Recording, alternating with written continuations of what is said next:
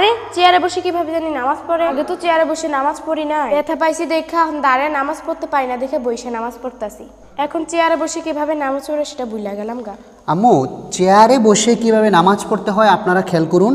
আমি প্র্যাকটিক্যালভাবে দেখিয়ে দিচ্ছি। মা বোন মহিলারা পায়ে অথবা কোমরে হাঁটুতে ব্যথা পাইলে কীভাবে নামাজ পড়বেন। আম্মু ওইখানে দাঁড়াও, তুমি খেয়াল করো কীভাবে চেয়ারে বসে নামাজ পড়তে হয়। এভাবে বসে পাগুলোকে অবশ্যই কেবলার দিক করে দিতে হবে এবং আপনাদেরকে চেয়ারে হেলান দেওয়া যাবে না, এটা সম্পূর্ণ নিষেধ। আর মা বোন মহিলারা কিন্তু অবশ্যই পাগুলোকে মিলিয়ে রাখবেন, পুরুষ ভাইয়েরা ফাঁকা রাখবেন। তো যেহেতু আমি মহিলাদের নিয়মটা এখানে দেখাচ্ছি, মিলিয়ে রাখবো। তুমি খেয়াল করো আম্মু। আল্লাহু আকবার। হাত বাঁধার পরে অবশ্যই সানা পড়তে হবে।